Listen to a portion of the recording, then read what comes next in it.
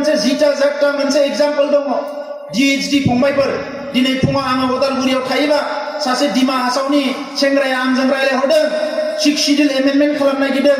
सार जोंहा मा जागोन 6 शिड्यूलनि पावारखौ दानजोबसिगोननो ओरै जागोननो माथो जोंहा फरायसा आफादाबो सिरि आन्डारग्राउन्डनि लिडारफ्राबो इलेक्सन गेलेजोब्बाय हमजानानै जेलाव दोनजाजोब्बाय दायो ओरैबायदि अबस्था बुंनो हानाय रावबोआनो गैला बिसोर दाख्लै रायलायहरदों आरो जों बेखौनो नुदोंमोन जेला DHD आरो ब्लेक उइड' मोननै हानजाया रायलायबाय थादोंमोन गभर्नमेन्टजों DHDआ 6 बोसोर गभर्नमेन्टजों जुक्ति जुक्तता हमनानै रायलायबाय थादों बै समावनो ब्लेक उइड'नि माखासे लिडारफ्रा हमजाजोबनानै जेलाव फैबाय बिथांमोनखौ जेलाव थांनानै रायलायबाय जेलनिफ्राय बरननानै लाबोबाय आरो बिथांमोना नुवाजासे ड्राफ्ट खालामनानै एकर्ड खालामहोबाय जेखौनोखि रिभलुसनारिफोरानो नुवाखै मा दङ ड्राफ्टआव गैया थाङै थुङै मा जाखो दिमासा हारिनि राव थुनलाइ जौगानायनि जेबो खोथा गैया बिथांमोननि उदांस्रिनि जेबो खोथा गैया पलिटिकल पावर मोननायनि जेबो खोथा गैया जास्ट बिथांमोनखौ सारेन्डार रिहेबिलिटेसन आरो इसे पेकेज होनानै सेस खालामबाय दा बेनिखायनो जों रायलायदों आं गावनो थांनानै बिथां NDFB नि चेयारमेन आफादगिरि रन्जन दैमारि बिथांजों खनले रायलायदों NDFB प्रग्रेसिभजों जों गोबां बोसोरनिफ्राय रायलायनायनि थाखाय ज' रायलायदों जुदा रायलायदों बेवहाय फैनो हाया बैयाव थांना रायलायदों बेवहाय फैनो हाया बैयाव थांना रायलायदों मानो जोंनि हारिनि स्वार्थ बिनि थाखाय सोरबाया आंखौ बदनाम होयोबा माबा होयोबा मायबा दङ होननानै बुङोबा आइ डोन्ट केयार आं बेखौ जेबो साना जों मोनसेल' मिथिगौ हारिनि जेंनाया जोबनांगोन आरो दिनै ओंखायनो जों बुंदों जोंनि सोमोन्दोआ साराव थाबाय थाबा जानाय नङा जों बिदा फंबायसिम लांनांगोन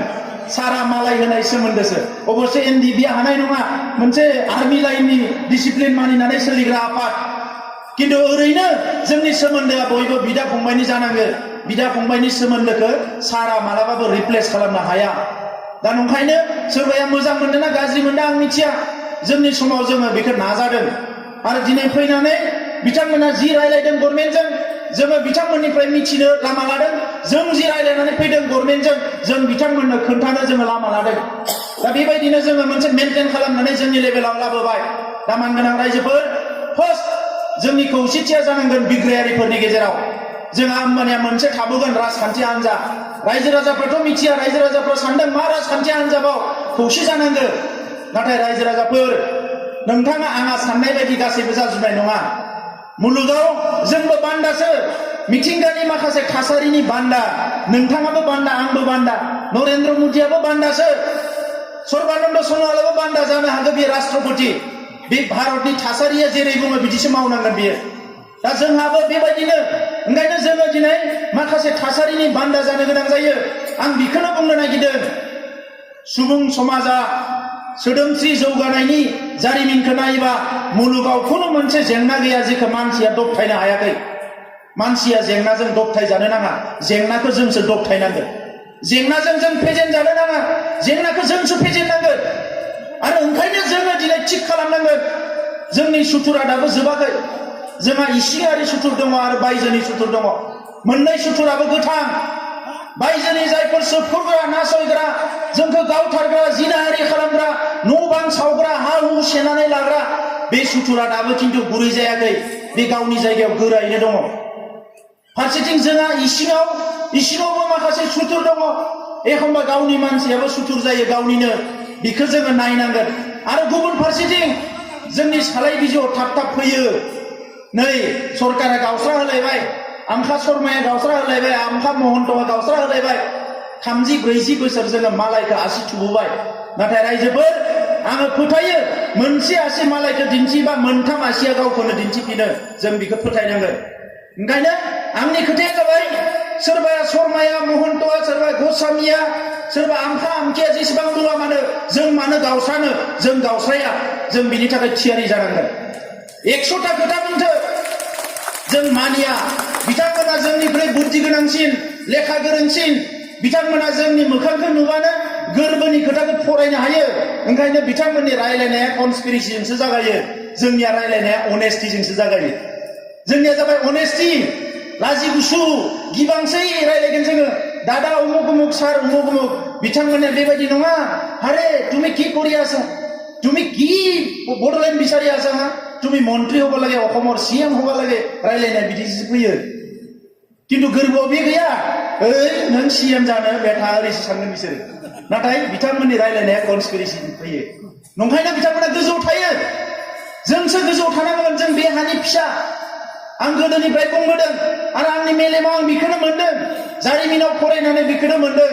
बे हायाव जों 4000 बोसोर 5000 बोसोर रायजो जाबायब्ला बे हायाव सोरनि बेगें दङ जोंनि आबै आबौनिल' दङ बिसिनि बारा बेगें नागिरना मोननाय नङा नाथाय जोंहा बेगेंआ थाबा मा जानो रोदाया सिङाव जोंहा बेसेबांबा गोथौ जोंनि मानसिफ्रा मिथिया जोंनि रोदाया बेसेबां गोथौआव ओंखायनो गुलुं नागिरो जोङो मालाया बुंबानो लिडार जानोसै मन्त्रि MLA जानोसै मालाया लांना बान्था हैनोसै गोदै गोदै बुंनोसै गलि लांजोबो आवलि लांजोबो जोंहा ओंखायनो दिनै BTC आव मा जादों मोनब्रै जिल्लानि BTC थाखा फैसा एफा एनै फैया नङा फैदों आं रावखौबो सोंखारिनो नागिराखै नाथाय बिनि मोजां मोजां ठिकादारफ्रा गुबुन हारि गोजा साख्रि बाख्रिया गुबुना मावफैजोब्बाय थाखा फैसाया जोंनि आइ आफानि न'आव थाङाखै इलेक्शन फैबा गरसे गरनै रानना होनाय जि मोनो बेनो खुन्दुं मुथानै माबा माबि मावना रानना होबाय बेनो किन्तु मोजां मोजां थाखाया मालाया लुटिना लांजोब्बाय बिल्डिं गंसे बानायदों गावबाय हस्पिटाल मोनसे बानायो गावो सिभिल SDO अफिस मोनसे बानायबाय गावबाय डाक्टार गैया जेबो गैया बेबायदि अबस्था दा मानगोनां रायजोफोर जोङो संनो रोंनांगोन जों सानदों मा मावदों मा बे मोननैखौ थिक खालामनांगोन साननाय आरो मावनाय बियो मोनसे जानांगोन रायजोफोर अब्लासो जोंहा देरहासार हारि जानो हागोन जों जौगासार हारि जानो हागोन मालाया जि बुङा मानो नों गावनि थांखियाव नोङो थों गोथोङै दावगालांनो हानांगोन जि हारिखौ दिनै सिलाइगुरिया दबथायनो हायाखै जि हारिखौ दिनै सरकारनि फैसारिया दबथायनो हायाखै जि हारिखौ दिनै गावस्रा होनानै थेर बेथेर खालामनो नागिरोबा खालामनो हायाखै स्कुल कलेजखौ दिनै बिथांमोना नेवसिजोबनानै ध्वंस खालामबाय जोंनि LP स्कुलाव मास्टार हरा कलेजाव मास्टार हरा इउनिभारसिटिया बेसेबां गोबावनिफ्राय दावराव दावसि जेरावबो दावराव दावसि बे हारिखौ दबथायनो हायाखै लेखा फरायनायावबो दावगागासिनो दङ नाथाय दा बिनिखायनो रायजोफोर दिनैबो जोङो जुदि बिस